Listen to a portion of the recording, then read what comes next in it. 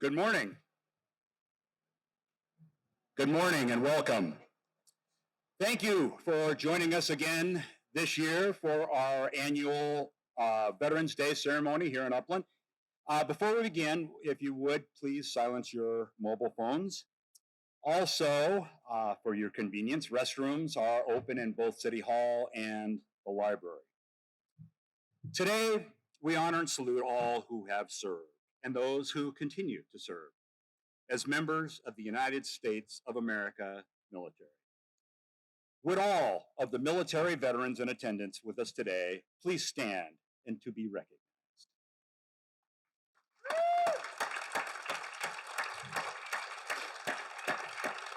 And please remain standing as we invite those who are currently serving in the military to also stand.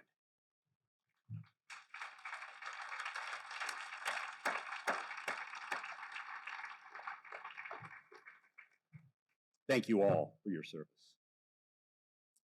As part of our ceremonies today, we pay tribute to the 13 members of the military who were killed in a bomb attack in Kabul this past August, just before the United States planned full withdrawal from Afghanistan. Each of their names appear on the 13 empty chairs located behind me. After the ceremony, I encourage you to go and take a look. To begin today's ceremony, please welcome Pastor Julius West, chaplain for the Upland Police Department, for this morning's invocation.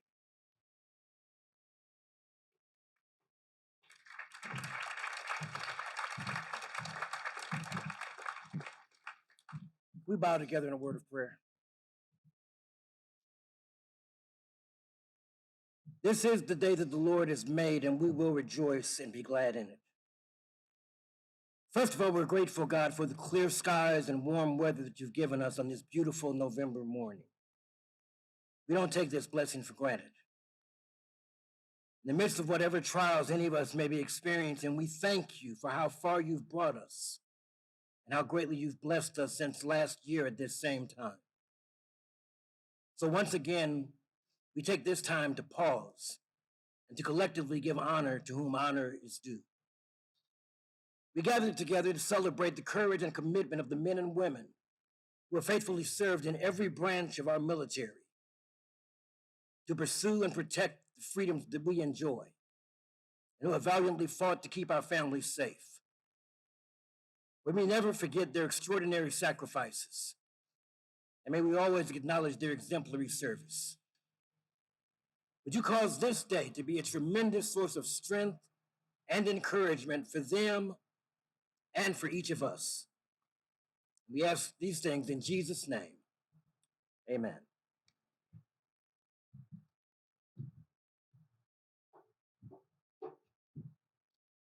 Thank you, Pastor West. Now, please rise for the posting of colors by the Riverside National Cemetery Rifle Team 56 and the Veterans of Foreign Wars Post 10489 from Upland.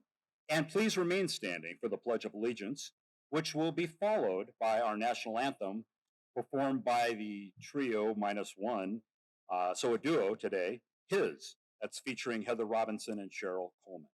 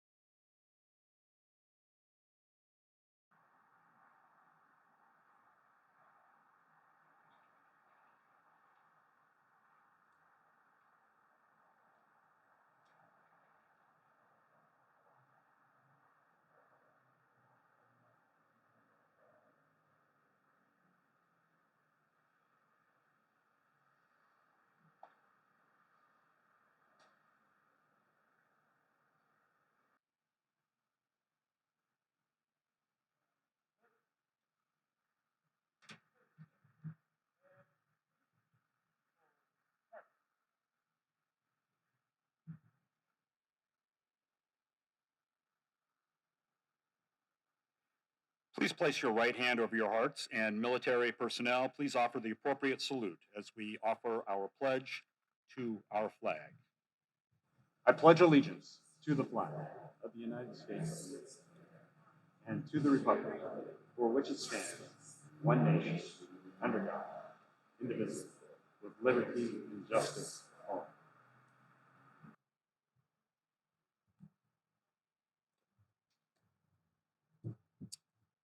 Our national anthem.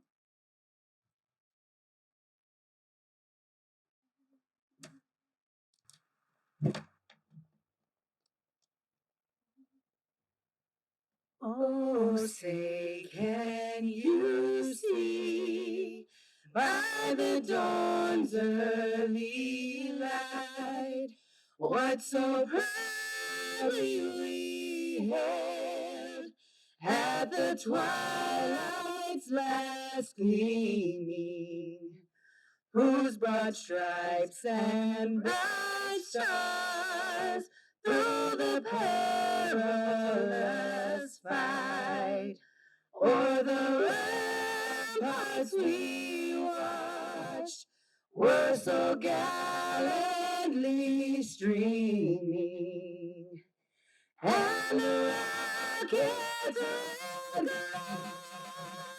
the bombs bursting in, gave proof through the night that our flag was still there. Oh, say does that star-spangled banner yet wave o'er the land of the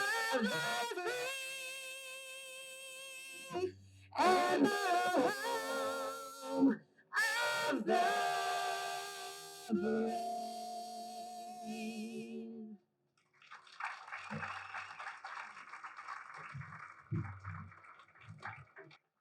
Absolutely beautiful. Thank you, Heather and Cheryl.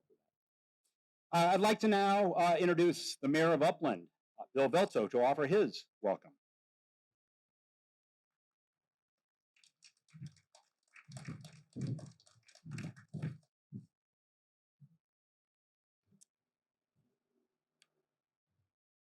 Good morning.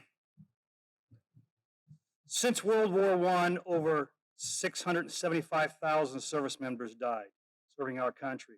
For that, we honor those on Memorial Day. Today, I stand before you, a veteran myself, honoring my fellow veterans that served our country. According to the Department of Veteran Affairs, there are over 19 million U.S. veterans as of this year. These 19 million veterans are who we honor today.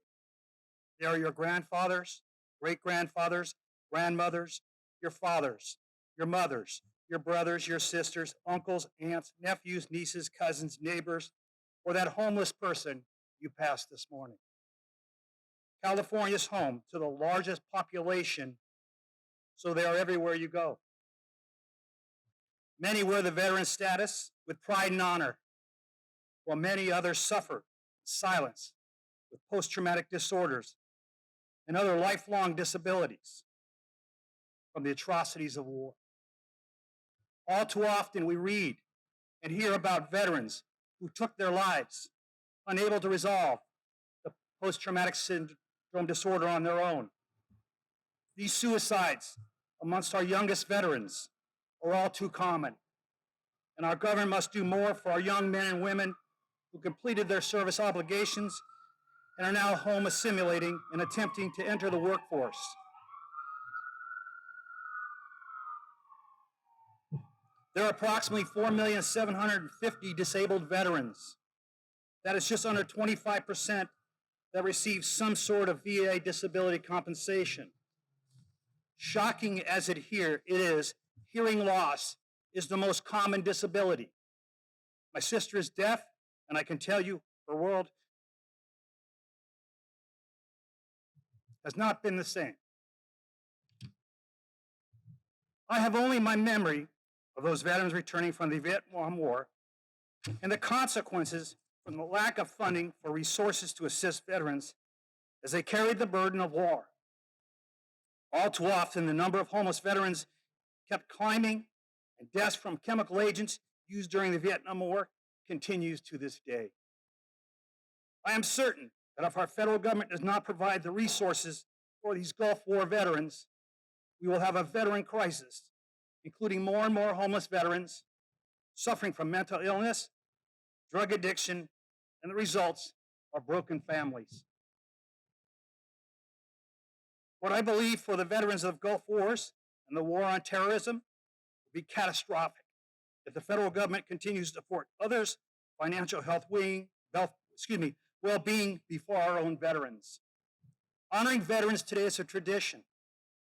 I honor veterans every day and thank them for allowing me to enjoy the freedoms I have come to cherish. May God bless these veterans as they continue to walk amongst us proudly, displaying their patriotism or in silence suffering from past wars. Thank you.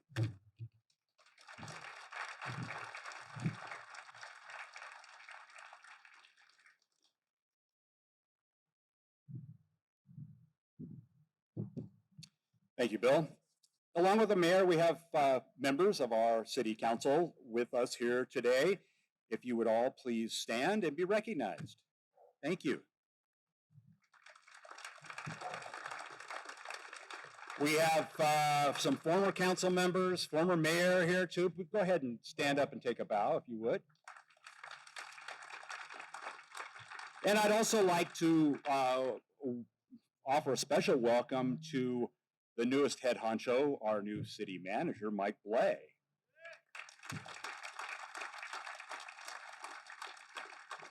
And of course, we want to say hello and welcome Upland's Police Chief, Darren Goodman, and San Bernardino County Fire Department Assistant Chief, Jeff Birchfield. And while we're at it, we have a lot of city staff, personnel with police and fire. If you wouldn't mind just taking a quick second to stand up and be recognized for all you do for the city.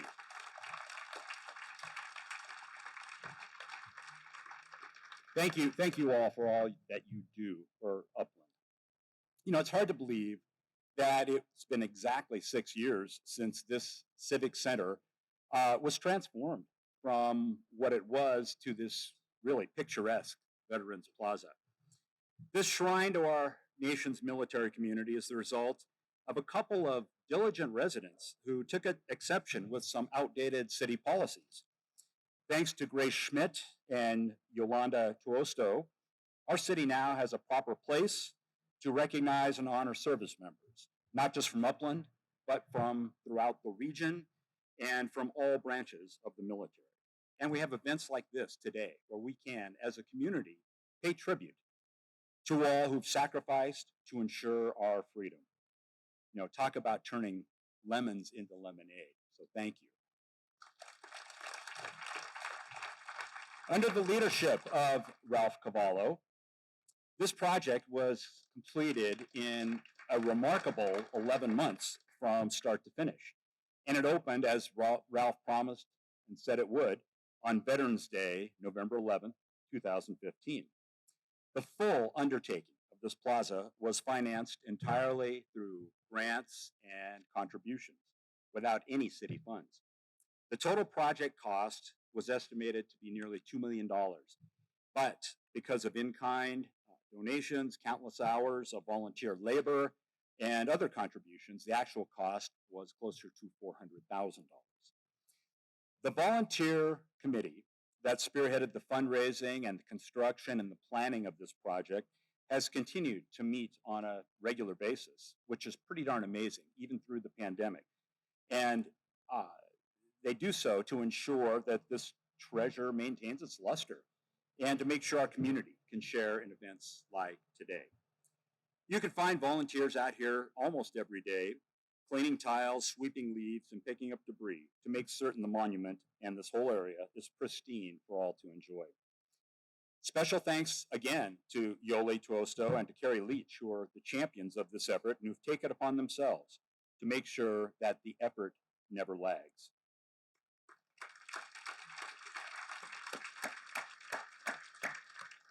You know, the entire Monument Committee never ceases to amaze me. And, you know, I'd like them to stand and be recognized right now.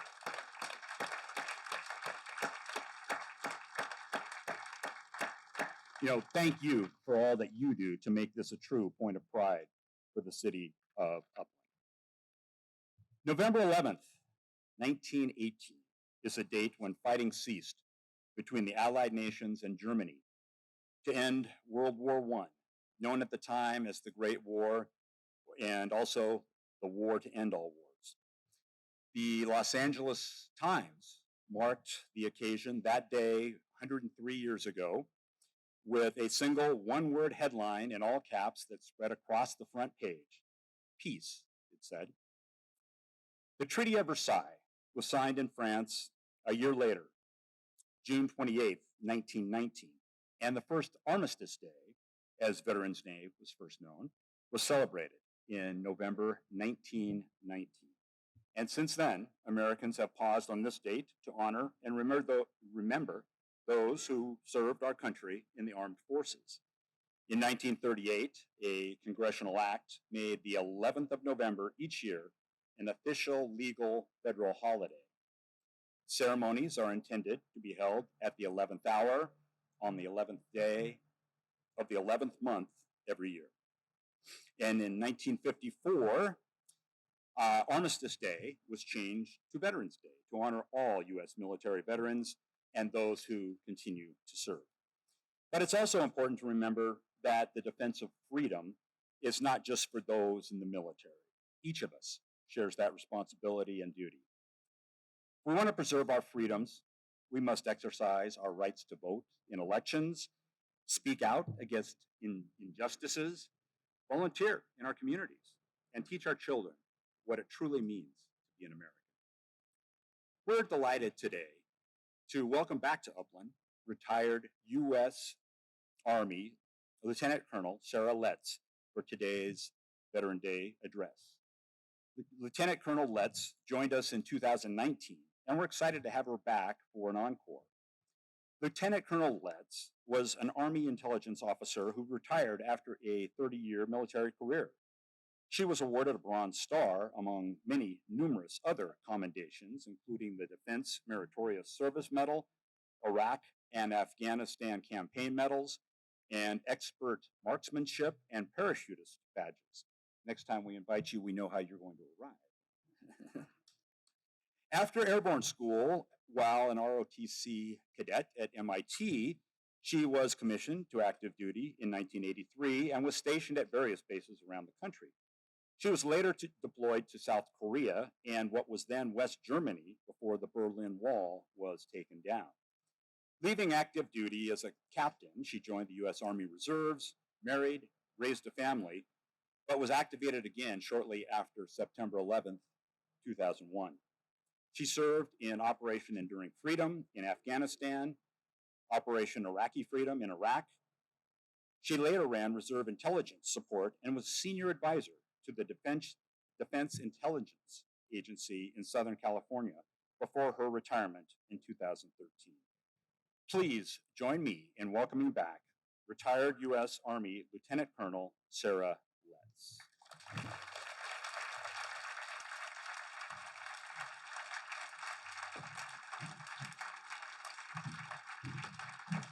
Thank you so much. Is this on? Can you hear me? Is it all right? Am I loud enough? Okay. So first of all, now that I'm up here, I'm kind of in charge. So I'm going to take it upon myself to release the gentlemen who were standing in the sun there. Anybody who's sitting in the sun, it's almost 90 degrees up here. So please feel free to move back into the shade. I will not be insulted if you do that. I hope you won't be insulted if I start stripping off parts of my uniform halfway. I promise I'll remain decent, but this thing weighs like 30 pounds, so I'm not sure how long I'll be able to keep it on. Anyway, I wanted to thank all the wonderful people here who made this possible. You know, Ralph, of course, has been my touchstone for this, but, you know, the city council, the mayor, first responders, council members, veterans, everybody who's here who makes this possible. I'm just so grateful that you're all here, and grateful that you're willing to give me some of your time to talk to you today. So I'm going to talk to you today about finding the bright side with grace. And apparently the difference between speaking to folks in the military and speaking to a bunch of civilians is that you don't actually have to listen to me. So I've been told by civilians that I need to add a joke to the mission briefing. Sorry, not the mission briefing, the Veterans Day celebration. So here's my jokes. Sorry if they're bad. They're dad jokes. They're not mom jokes. So that kind of explains it. How many telemarketers selling car warranties does it take to change a light bulb? Only one, but they have to call while you're eating dinner. How many narcissists does it take to change a light bulb? Only one. The narcissist holds the light bulb and the rest of the world revolves around them. I will say one of the beautiful things about military service is narcissists really aren't welcome. It's a team effort. So I'm sure everybody in the military appreciates narcissist joke. What I wanted to say was when you're laughing, whether it's at a joke or something going on, you are present. You're here. And that means that we all have something in common. And it doesn't matter what your background is, your job, your color, your creed, your ethnicity, your gender, your sexual orientation. When we're present to the moment, whether through laughter or conversation, we find out how much we share. When you're laughing at someone, you're sharing grace. And what this tells me is that we're not all so different. In this country, at this time, it feels tremendously polarizing. But look at what we can do if we think of things differently.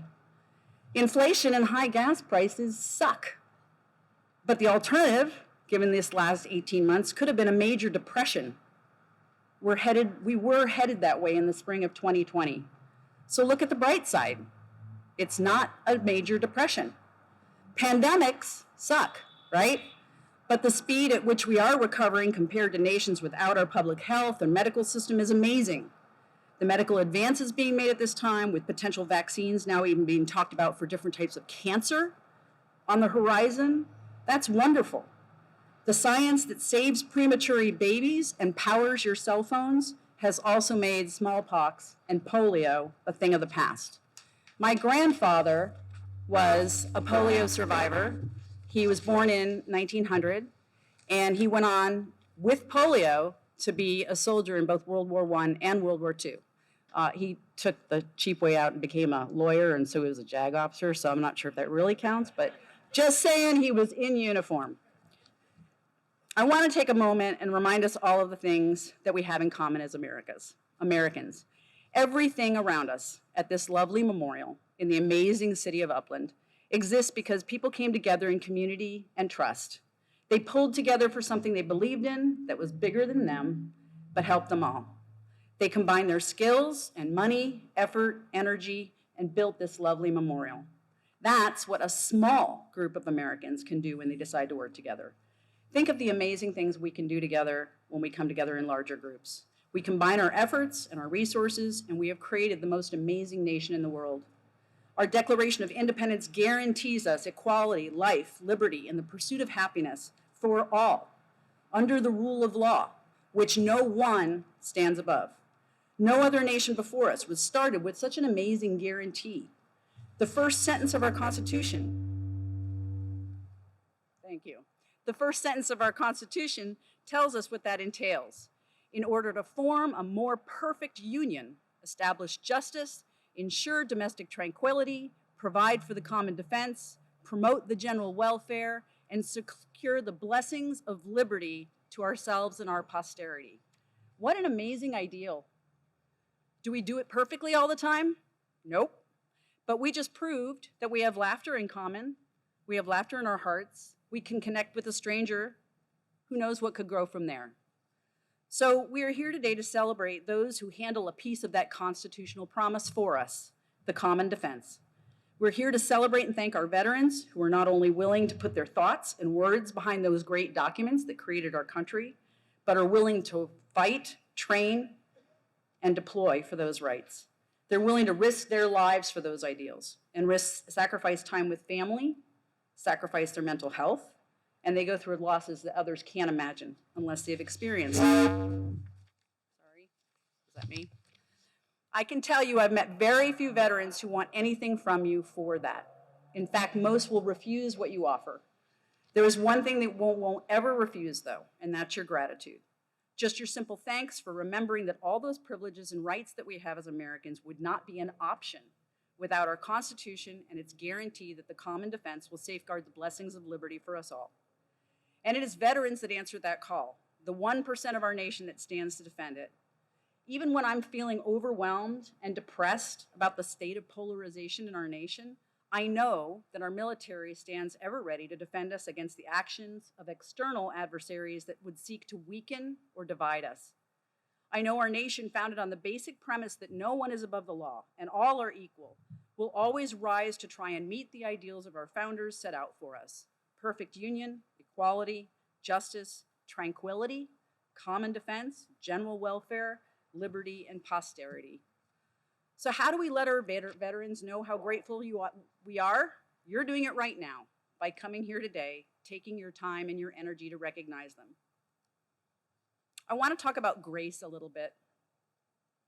Grace is when you forgive others, forgive yourself, and assume the best intentions on the part of all.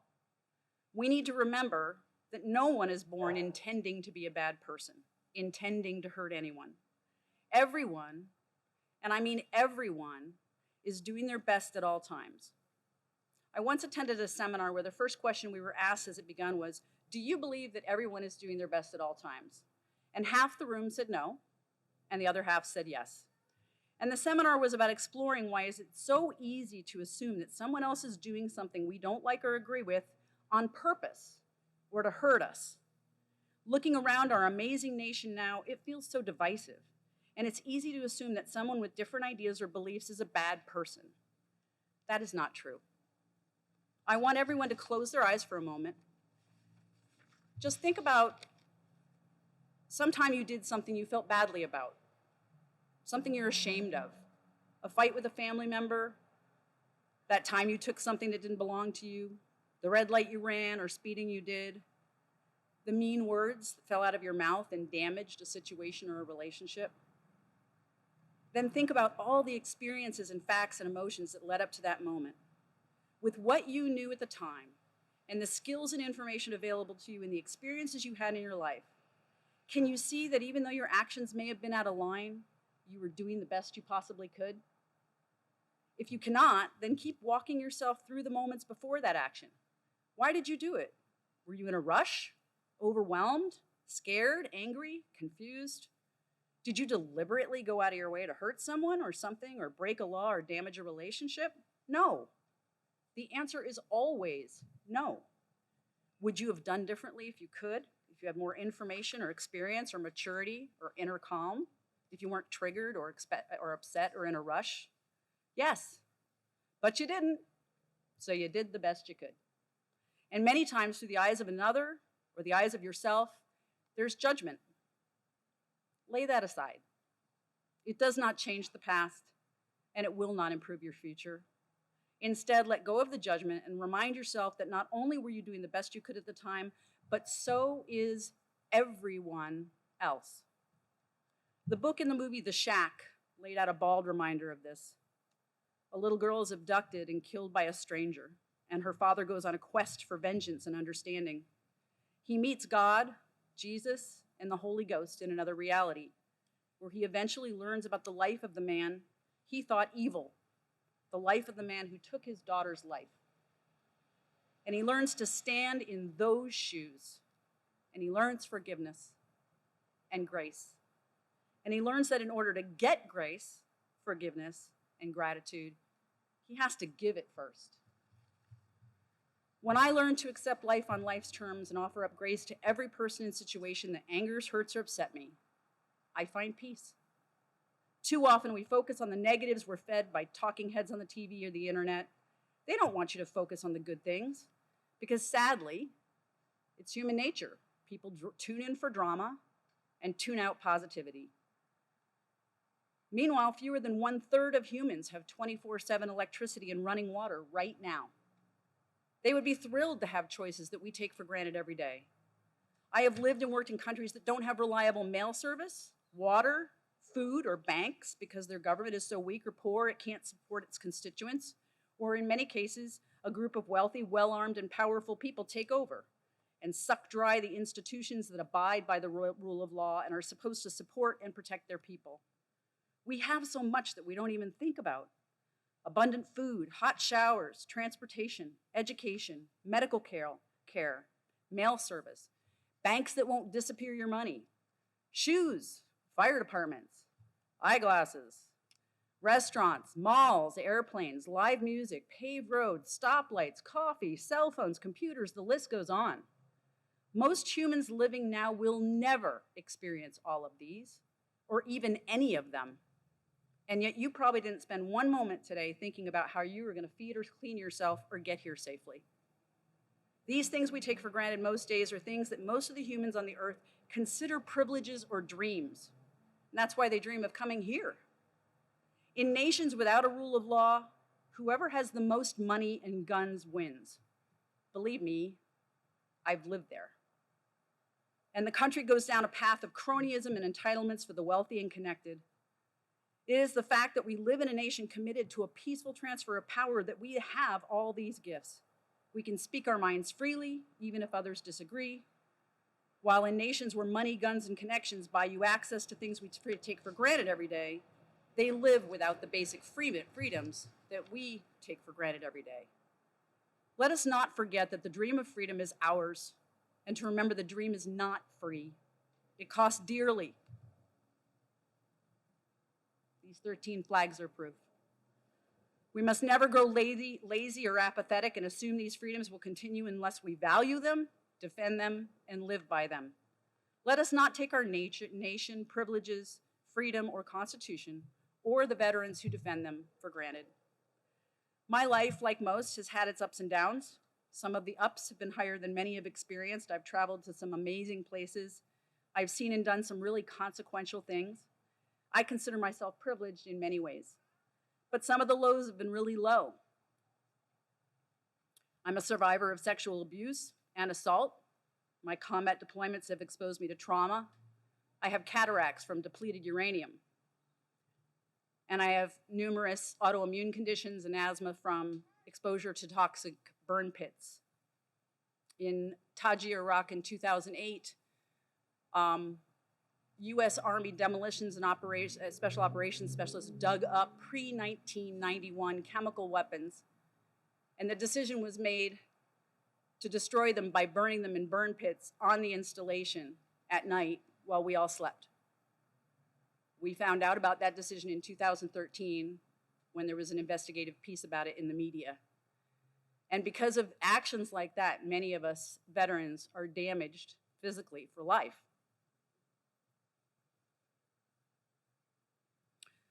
My house was foreclosed on while I was deployed during the recession after my husband lost his job. I suffer from PTSD. My family was destroyed when I had a mental breakdown.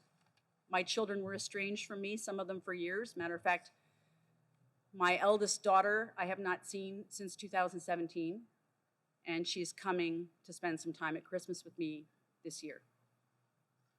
My husband at the time left me. I was institutionalized, and I literally almost lost the farm because in retirement, I bought a farm because I like animals better than people. Sorry, but it's true. Those of you in military are an exception, but you know what I'm talking about. I'm just starting to see things now without the haze, confusion, and loss constantly obscuring my vision. I'm just now seeing the consequences of serving my nation, and I'm balancing my love for my country with the losses I have endured in her service. I tell you all this not so you will pity me or feel sorry for me. Believe me, I do enough of that for all of us. I tell you this so that you will understand how gratitude for a good night's sleep, a hot daily shower, a full belly, an education, the ability to call or email friends or family daily, it helps me focus, one day at a time, on the fact that my life is wonderful. This is grace. This is love. This is hope, and this is good.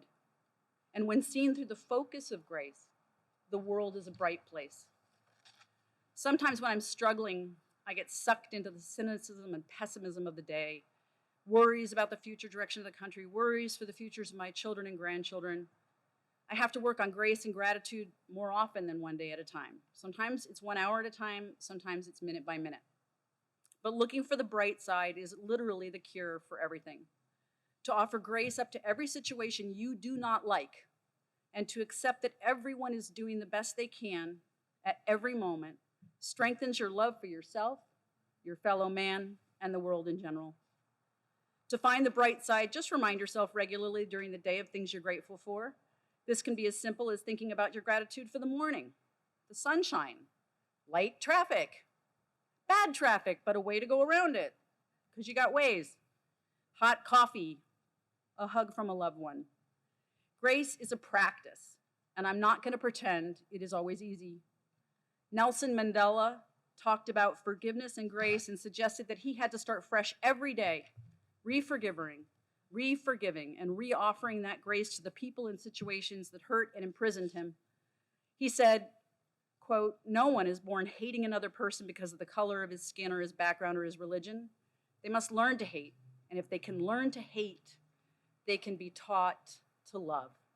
For love comes more naturally to the human heart than its opposite." Mother Teresa said, "If you judge people, you have no time to love them." Looking for the love and grace in each person's situation is the path to happiness and peace. An interesting psychological factoid, some of you will remember this from 2 years ago. The average human has 50 to 60,000 thoughts a day. 80% of them are repetitive thoughts, repeats of previous thoughts. 90% of your thoughts are negative. 90%. So 90% of negative thoughts of 80% of repeat thoughts is 72%. So not only are 90% of your thoughts negative, but 72% of your thoughts are old, repeat, negative thoughts. Thoughts like, I'm not good enough. I'm unworthy. I'm unloved. If they only knew blank, they wouldn't love me. I'm unwanted. I don't have enough, fill in the blank. It's like we're literally brainwashing ourselves with negative thoughts. And the cure for this is grace. Grace and forgiveness are the slayers of judgment and the fear of judgment, the neutralizers of worry and comparison, the terminators of resentment, anger, bitterness, and self-pity. The worse your life, the more grace will help. And the more grateful you are for the smallest things, the bigger a change it will make for you. Grace is the realization that no matter how bad things were at one point, all the good we have now is only possible because we have walked through that valley of the shadow of death and come out changed and more experienced on the other side. Grace is the realization that I have my good and joyful recent experiences, not in spite of, but because of the tragedy of my family's implosion, the abuse I suffered, and combat trauma. But if my path had been different in any way, like the butterfly effect, I would not have had my 4 amazing kids, my first grandchild, my wonderful partner, Dawn, and all the good in my life. If I went back and rooted out all the negative things I've experienced, it would mean the loss of all the following good, joyful, and life-affirming experiences. Look back at your regrets, your trespasses, the times you were hurt, betrayed, or trespassed against, the moments where grace seems missing. Realize that if you lose these, you lose all the good that came after it. So concentrate on that good. Be grateful for it. If you're especially brave, try offering grace, even to those hurts, betrayals, negative experiences, even tragedies. Because out of the ashes of those conflagrations, grow everything good in your life. There is a bright side everywhere you look, if you choose to see it. I'm so grateful for my nation. I'm so grateful for all the public servants who make up government. No matter how much we claim about it, government continues to run smoothly. Schools, law enforcement, hospitals, running water, fire departments, highways, the internet, the military. It may be tougher now in the last 18 months, 2 years, but they're still running. As a public servant for 30 years, I can tell you that the vast, vast majority of those in the ranks of public servants keep our politics to ourselves and do our jobs to the best of our abilities. As a servant of the public, we dedicate our lives to improving the nation and defending the Constitution for us all, as required by our oaths. We love our nation. When government seems overwhelming or a negative thing, try focusing on the individuals who form it, their motives, hard work, and the benefits that you receive from that. Focus on grace and the idea that they are all doing the very best that they can with the information they have and the situation they are in. Government is just people employed to serve others, and it deserves grace too. Things are different now than they were when I was last here in 2019. I want to address that only by telling you what I tell myself each day.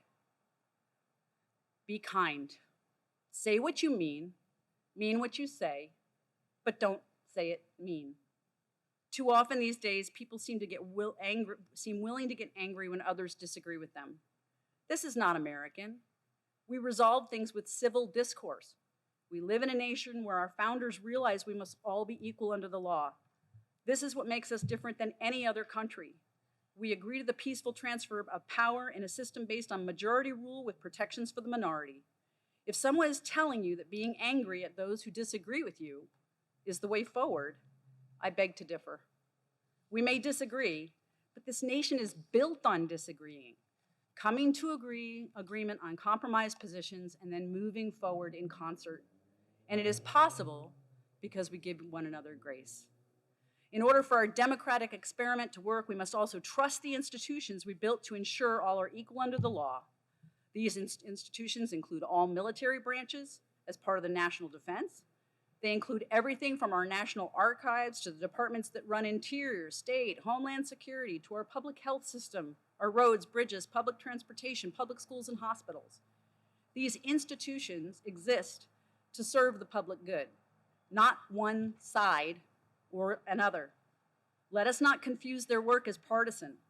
I doubt anyone here doesn't know someone who is or has been a government employee. The government isn't the problem. It's our perception that it exists to serve someone else more than it exists to serve us. I like to think about this as though the government is a stoplight. If we all agree to stop on red, slow on yellow, and go on green, then the system serves everyone equally as a general rule. Is it inconvenient to stop at times when you're in a hurry or when there's no traffic but the light is red? Yes. Do we all still do it because we understand it's the best way to move the most people safely around at the highest possible speed? Yes. Is the government perfect? No. But like a stoplight or a stop sign, we have to trust it to manage the business of making our nation great by obeying the rule of law. Because if we don't trust that stoplight and agree to the rules and work together to follow them, we'll end up in the biggest pileup of our nation's history, while our adversaries, like China, Iran, and Russia, use our distrust of one another to pull us apart from the inside out. As an intelligence officer, I can tell you they are actively working to do that now, and have been for a long time. During these highly polarizing times, show some grace to those with different opinions. Resist the idea that violence is ever a solution. Try to stand in the shoes of another before judging. Look at things from multiple angles before committing. Remember, you have the right to change your mind when presented with new information, and give yourself grace for your past beliefs. Be kind and assume people are doing the best they can. I'll end with another Mother Teresa quote. People are unreasonable, illogical, and self-centered. Love them anyway. If you are kind, people may accuse you of selfish motives. Be kind anyway. If you're successful, you'll win some false friends and true enemies. Succeed anyway. If you're honest and sincere, people may deceive you. Be honest and sincere anyway. What you spend your years creating, others could destroy overnight. Create anyway. If you find serenity and happiness, some may be jealous. Be happy anyway. The good you do today will be forgotten tomorrow. Do good anyway. Give the best you have, and it will never be enough. Give your best anyway. In the final analysis, it is between you and God. It was never between you and them anyway. When you are led by grace, all paths are straight. Thank you for your time and attention. Have a wonderful day full of grace.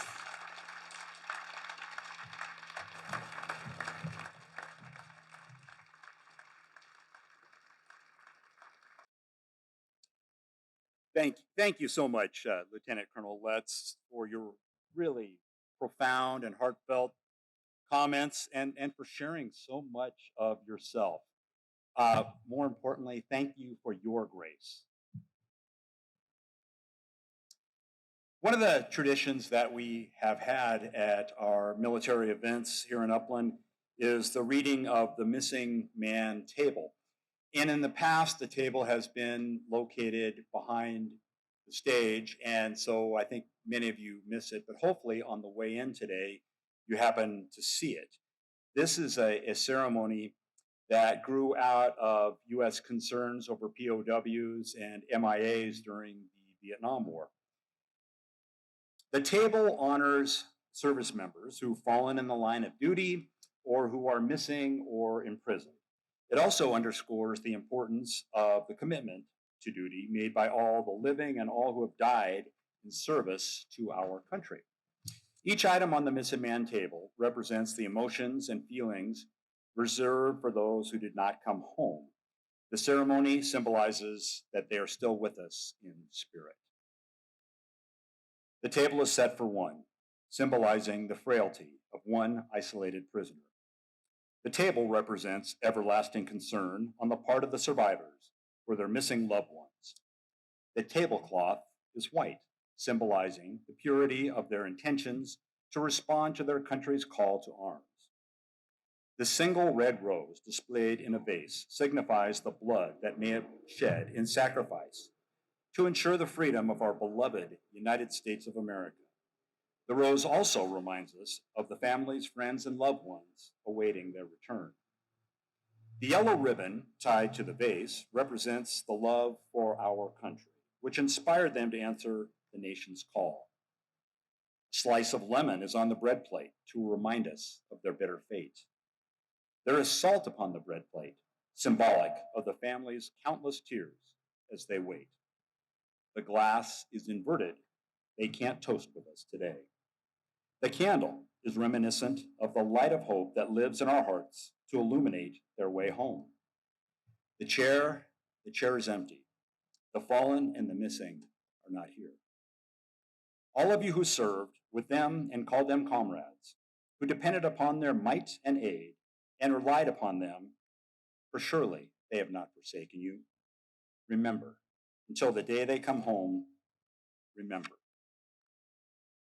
Please now, if you will, take a moment of silence to honor our military veterans who gave all in service to our country.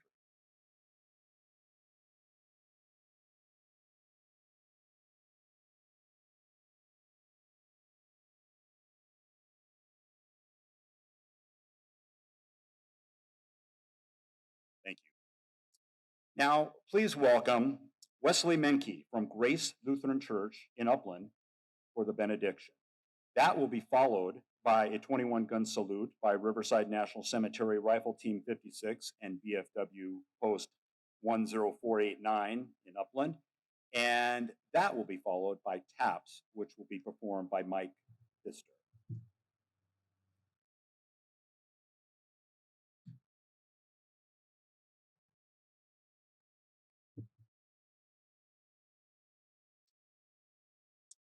Good morning. Thank you so much for that keynote speech. Although I don't know if I'd want you to come to my church because I might be out of a job. That was so good. I want to share very briefly a story relevant to today.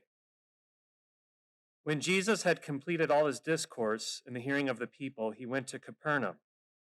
And a centurion, a Roman soldier, servant, was highly regarded by him and sick and about to die. When he heard about Jesus, he went home. he sent some Jewish elders asking Jesus to come and save the life of his servant. When they came to Jesus, they earnestly implored him, saying, "He is worthy for you to grant this to him.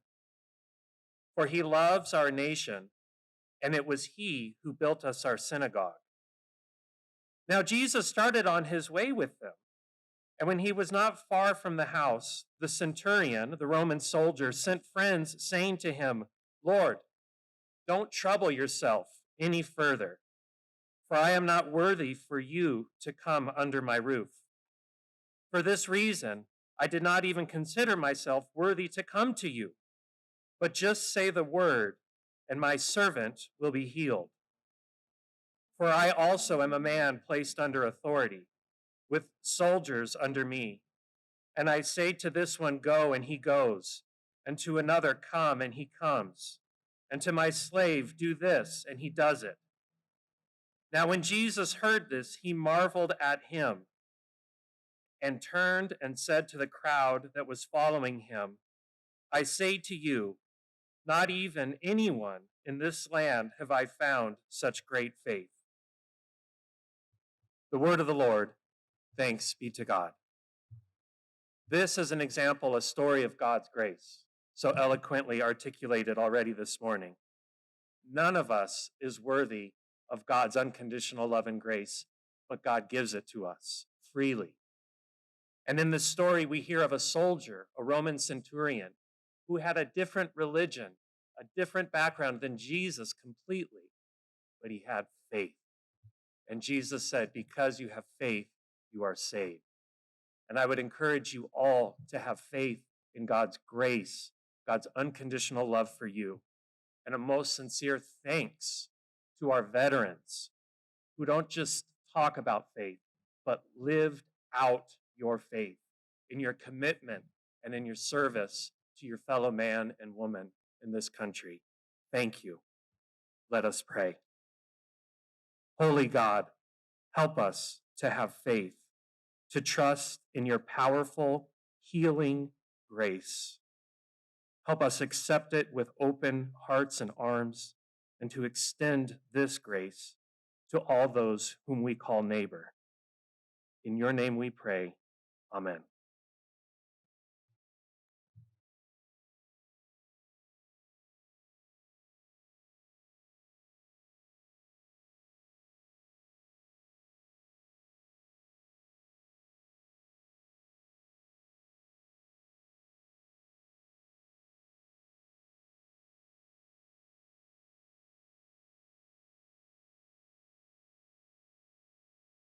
Thank you. You can be seated for just a couple more minutes here.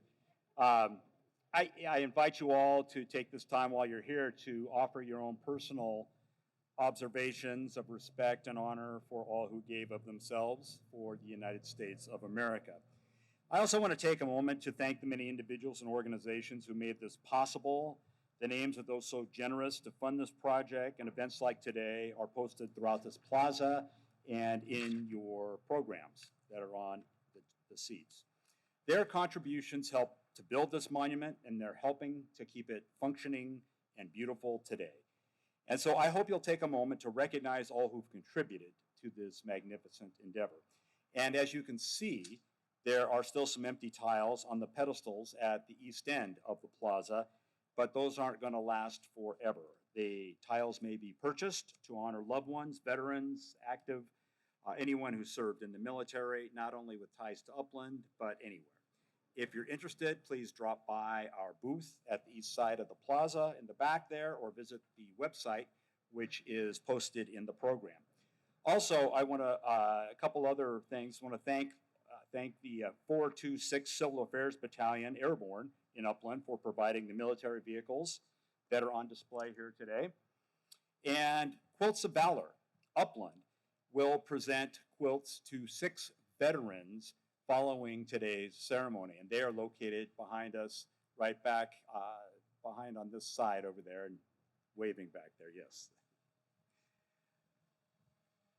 We also have lunch, courtesy of Chick-fil-A. We have music by The Four.